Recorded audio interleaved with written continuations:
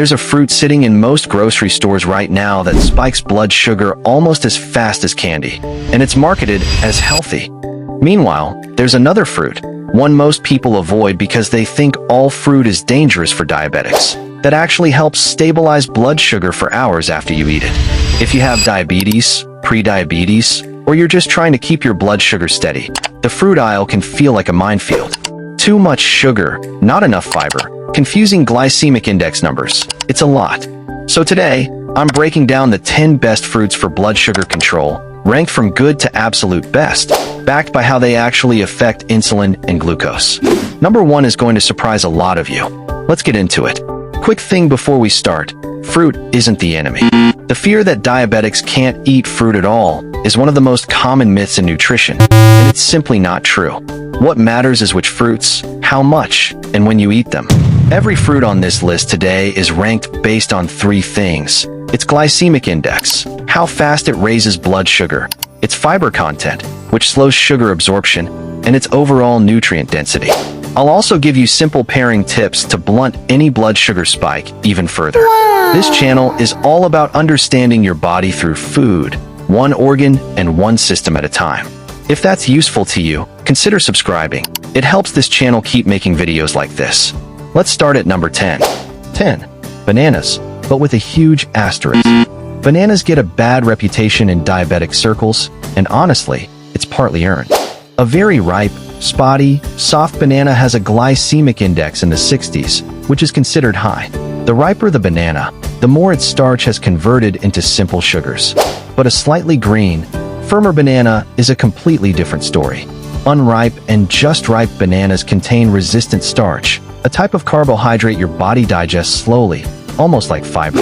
That resistant starch actually improves insulin sensitivity over time. Number 9. Pineapple. Pineapple has a glycemic index around 59, moderate to high, and it's easy to overeat because it's so sweet. But here's what most people miss. Pineapple contains bromelain, an enzyme with anti-inflammatory properties, and chronic inflammation is closely tied to insulin resistance. The key with pineapple is portion size.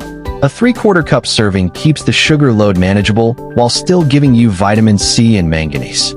Eating an entire pineapple's worth in one sitting, though, is basically drinking fruit juice with extra steps.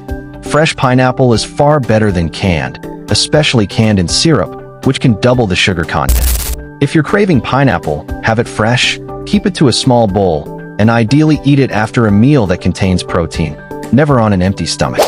Number 8. Mango. Mango sits at a glycemic index around 51 to 60 depending on ripeness, which puts it in the moderate range.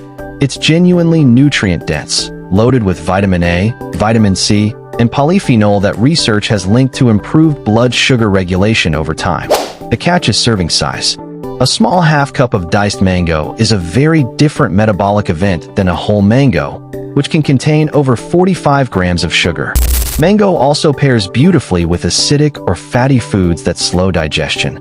Think a squeeze of lime, or a few slices alongside plain Greek yogurt. That combination turns a sugar spike into a slow, steady release. Rule of thumb, treat mango like a garnish, not a meal. 7. Grapes. Grapes have a glycemic index in the low 50s, but the real danger with grapes isn't the GI, it's portion creep.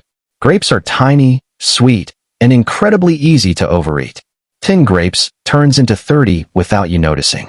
Here's a trick that actually works. Freeze them. Frozen grapes take longer to eat, feel more like a treat than a snack, and the cold temperature slightly slows how quickly the sugars hit your bloodstream. Grapes also contain resveratrol, a compound found in the skin that's been studied for its potential role in improving insulin sensitivity. Dark red and purple grapes contain more of it than green varieties. A serving is about 15 to 20 grapes, roughly a small handful, not a bowl. 6. Kiwi. Kiwi rarely makes these lists, and that's a mistake. It has a glycemic index around 50, but more importantly, one medium kiwi packs over 2 grams of fiber and more vitamin C than an orange. That fiber-to-sugar ratio is the whole story. Fiber physically slows how quickly glucose enters your bloodstream, which means kiwi produces a much flatter blood sugar curve than fruits with similar sugar content, but less fiber. Kiwi also contains actinitin, an enzyme that may support digestion, and its skin. Yes, you can eat kiwi skin. Contains even more fiber if you're comfortable with the texture. 2 kiwis makes a solid daily serving. It's one of the most underrated fruits on this entire list. Number 5. Pears.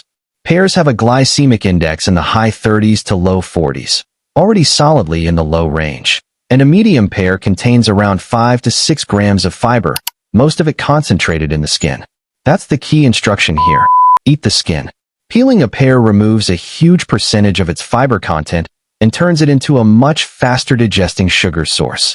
Pears also contain a sugar alcohol called sorbitol, which the body absorbs more slowly than glucose or fructose, contributing to their gentle effect on blood sugar.